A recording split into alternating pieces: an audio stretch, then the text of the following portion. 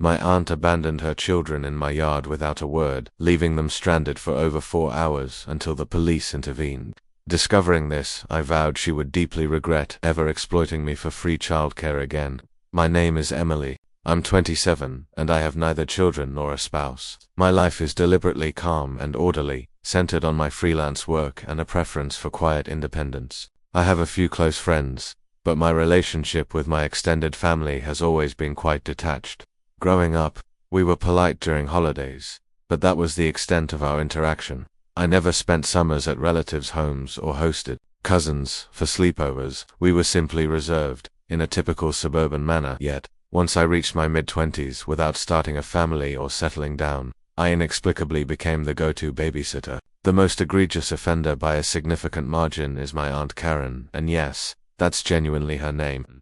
She has 3 children, Ava, 8, Ben, 6, and Lily, who recently turned 4.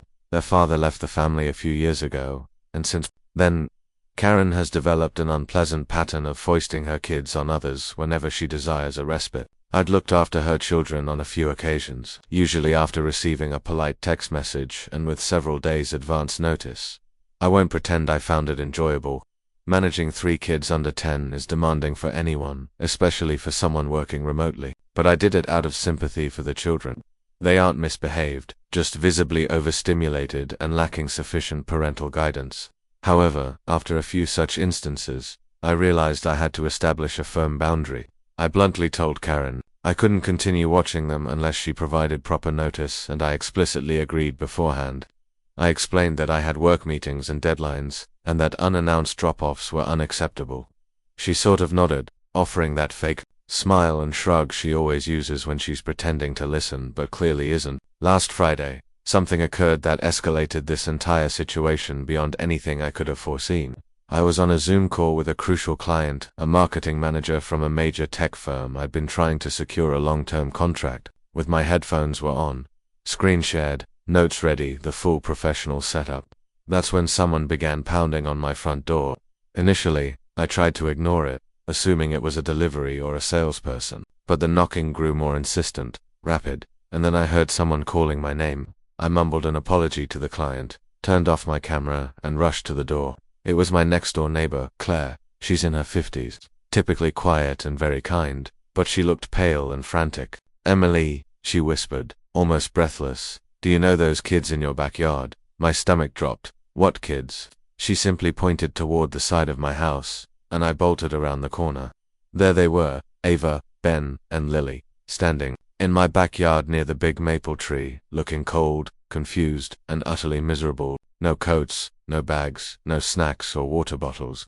Lily was sniffling and rubbing her eyes, clearly on the verge of tears. I rushed over and asked what was happening, and Ava said in a tiny voice, "Mum said you'd come out soon." I had no idea what she meant. I asked how long they'd been there, and Ava told me they'd been dropped off after breakfast. It was almost 2:30 in the afternoon. They had been sitting in my backyard for over 4 hours. Apparently, Claire had seen them through her window about an hour earlier, but assumed I had invited them over and was supervising them from inside.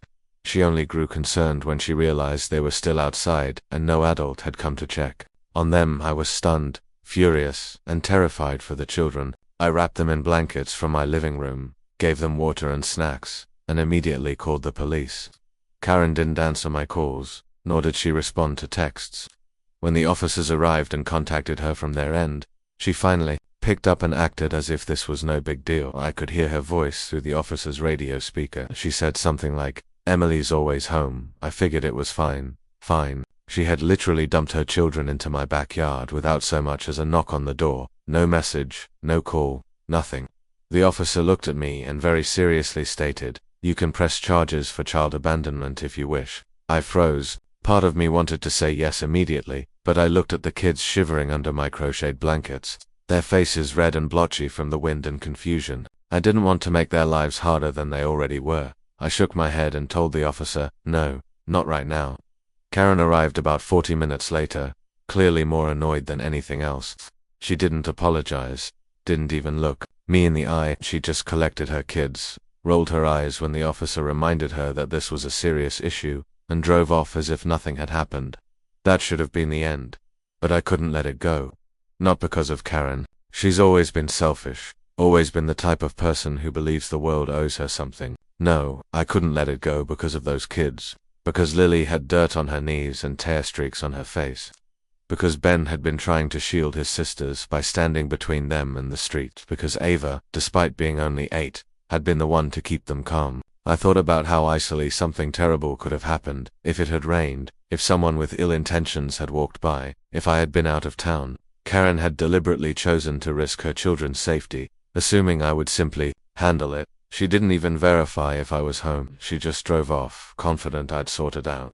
Well, I did sort it out, but not in the way she anticipated. What Karen didn't realize was that I possess a long memory and an even longer list of minor but effective connections. I wasn't just going to let this slide. It had been only 4 days since I found Karen's kids shivering in my backyard, abandoned, like forgotten luggage, and yet somehow that woman had the nerve to show up at my door as if it were just any other Tuesday. No apology, no guilt, just that smug, entitled smirk I'd come to associate with every one of her favors. She didn't even bother knocking. She strode up my porch with her arms crossed, as if prepared to lecture me. She told me with complete confidence that I had overreacted, that I scared the kids by involving the police, and that I made things worse than they needed to be. I could barely believe what I was hearing.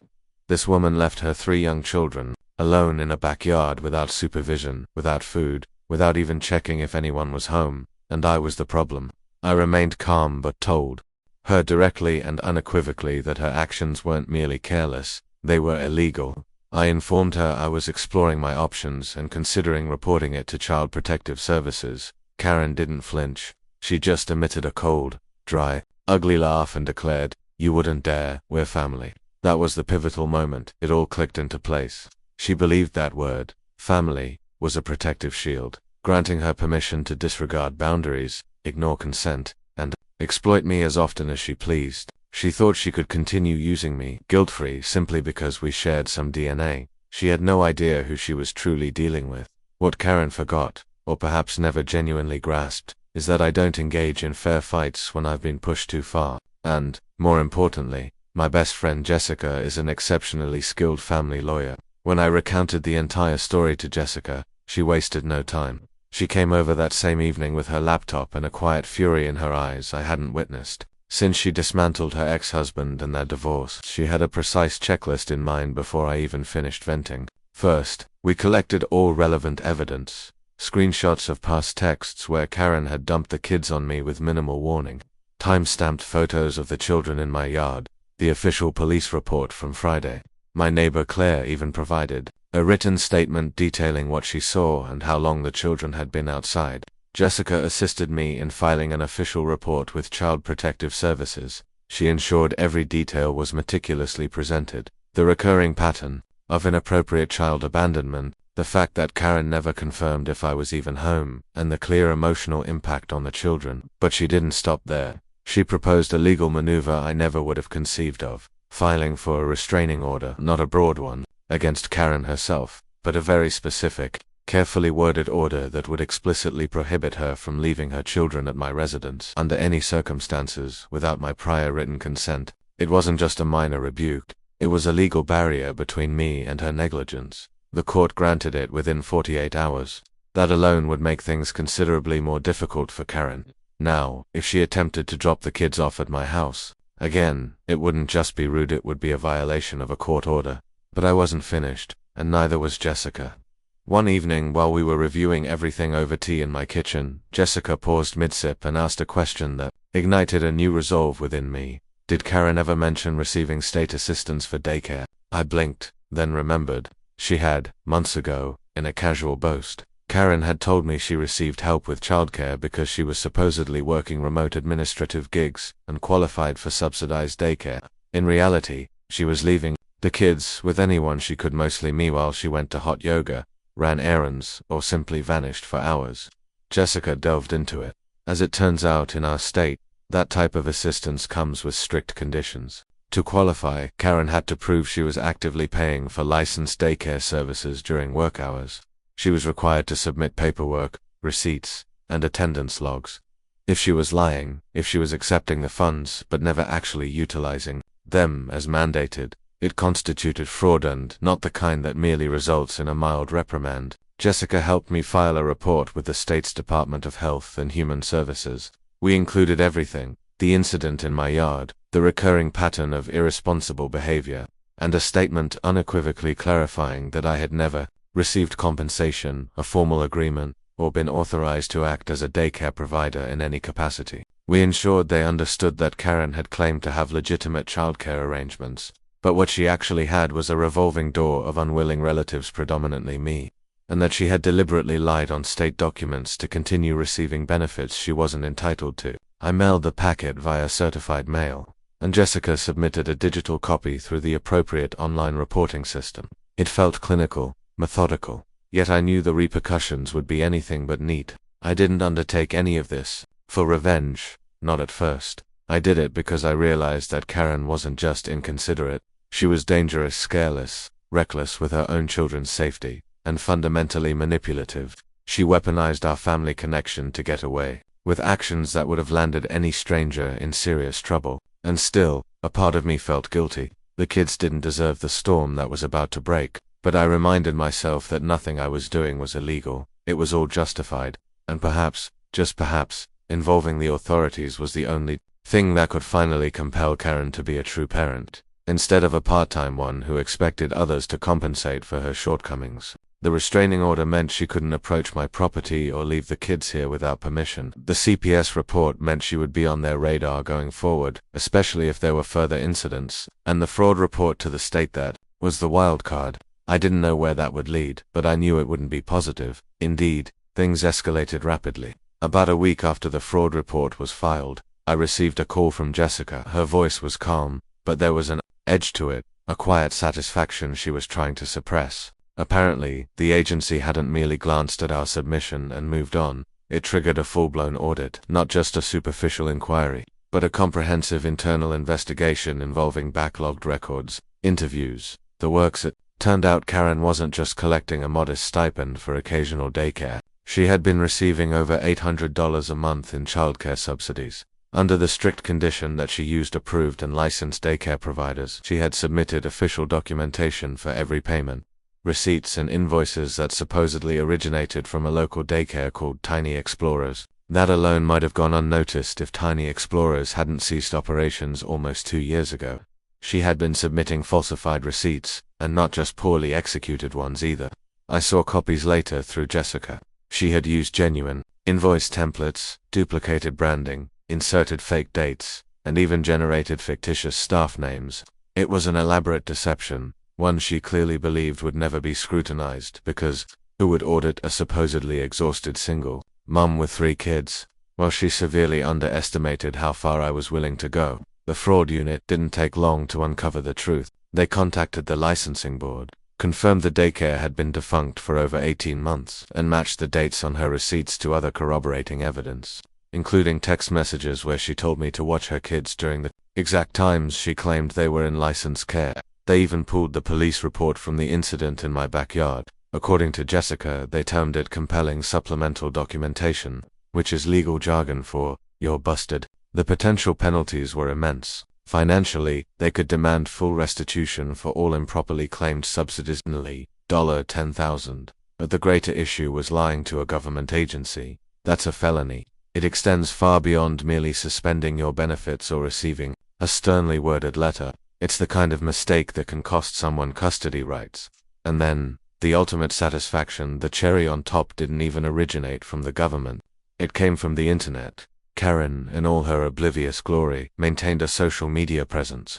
Not massive, but substantial enough. Around 10,000 followers on Instagram, and a similar number on TikTok. She branded herself a relatable single mom. Her content was as cringeworthy as you'd imagine. Awkward dance videos filmed in her cluttered kitchen, fabricated inspirational quotes superimposed on pictures of boxed wine, and chaotic story times about co-parenting with the universe since her ex left. Her kids were constantly in the background screaming, throwing food. She feigned being a lifestyle guru. Her comments were filled with other weary parents, applauding her for keeping it real. They called her brave, raw, honest, and as sickening as it was, she was gaining traction. She even secured a minor brand deal with a local organic food startup. It wasn't huge, but they'd sent her free products, featured her on their page, and promoted her discount code in a few sponsored posts. She constantly boasted about it.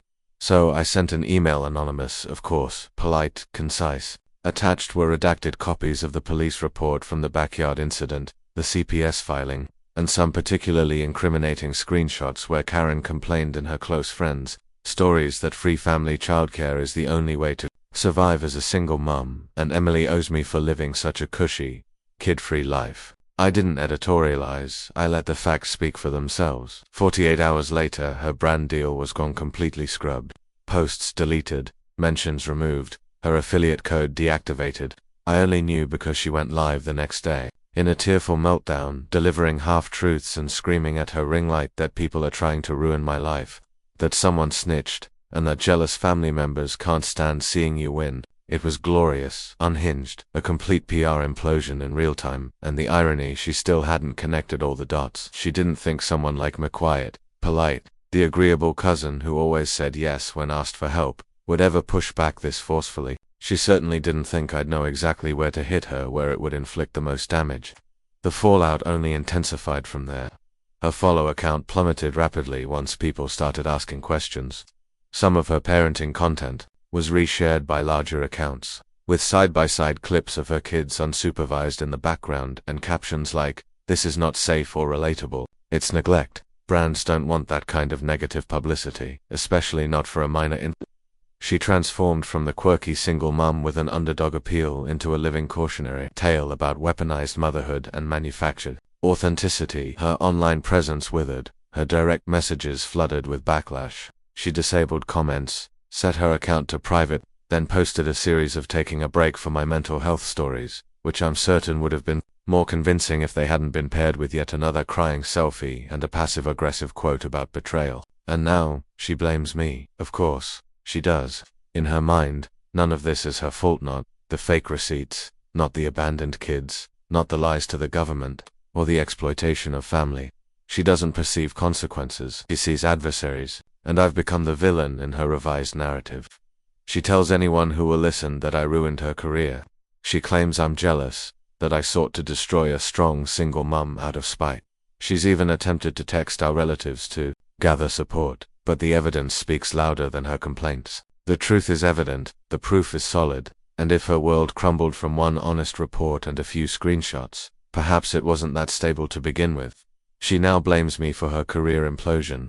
It's been about a month since all this began, and I still feel as though I'm standing in the smoking ruins of a family drama I never asked to be a part of. When I recall that Friday, when my neighbor knocked on my door and I discovered 3 small children shivering in my backyard, it feels like a different lifetime, like someone else's problem, but it was mine, and it escalated into something far more significant than I ever anticipated. The aftermath was messier than I expected, but also clarifying. About 2 weeks after the fraud report and CPS involvement, the first in-person visit took place. Karen had no idea it was coming, of course. She later called our cousin Jen in a furious rant, complaining about how some nosy narc had sent CPS to her door and how the system was out to get single moms. What she neglected to mention was that the social worker identified multiple issues during that visit, not enough to warrant removal, thankfully, but sufficient to justify a second visit and a formal 6-month supervision order. From what Jessica later shared, with all the necessary legal disclaimers about confidentiality, the report highlighted a chronic lack of structured supervision, inconsistent meal provision, and several instances where the children had been left alone for extended periods, not just with me, but with neighbors, friends of friends, even an ex-coworker. Karen had a discernible pattern, and the state now clearly recognized it. Now she's accountable. She must submit weekly childcare documentation to the state. Not just vague texts and scribbled notes, but actual signed forms. She has to attend a court-mandated parenting course every Saturday for the next 3 months. And most gratifying of all, she can no longer leave her children with anyone unless they sign a formal, notarized consent agreement that is on file. That means method default, the fallback, the convenient, "oh, she's home anyway" option is now legally off limits. No more surprise backyard drop-offs, no more guilt-laden texts, no more emotional blackmail about helping family. For the first time in years, I am unburdened from Karen's chaos. But that's not the complete story. About 3 weeks after everything reached its climax, I received a message from an unfamiliar number. Normally I ignore those, but this one began with a very specific introduction: Karen's ex-husband, Mike. I almost deleted it. The last thing I needed was more family involvement, more opinions, more emotional crossfire, but something about his calm, respectful, non-accusatory tone made me pause. He'd heard about the situation from mutual relatives, not the twisted version Karen spun, but the truth. He said he wanted to talk. I waited a day, then I agreed.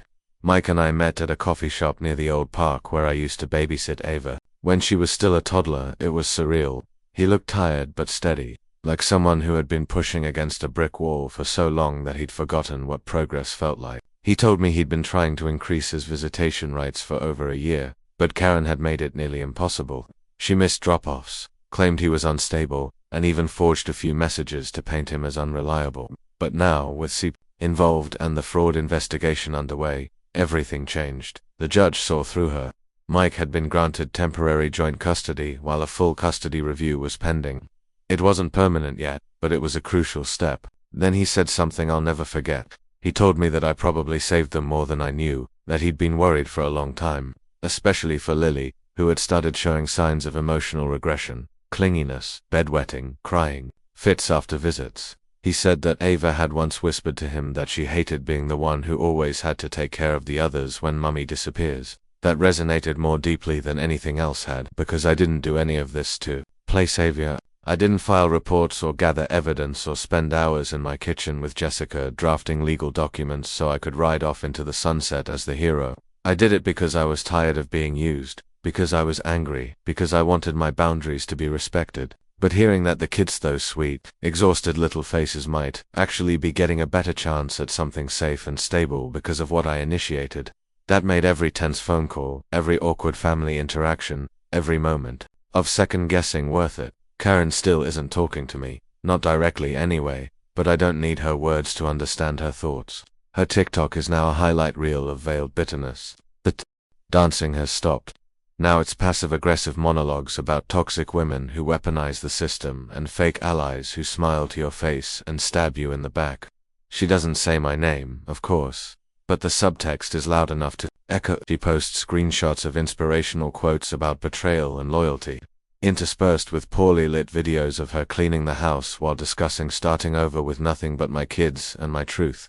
Her followers have dwindled. The comments have grown sparse. Most of the attention now comes from hate watchers and bots. She's gone private 3 times and reopened her account each time, desperate to rebuild an audience that no longer wants to hear what she has to say. And the family, they're divided. Some cousins have quietly thanked me. Some have distanced themselves. A few, the ones who always sided with Karen out of habit, have unfollowed me, blocked me, or sent me vague, sanctimonious messages about airing dirty laundry. I don't care. I've learned that peace doesn't come from keeping everyone happy. It comes from knowing you did the right thing, even when it was uncomfortable, especially when it was uncomfortable. I'm back to work now, fully immersed in my design clients. My cat is thrilled that the house is calm again, my garden is blooming, and my phone no longer buzzes with surprise requests to watch someone else's kids for free.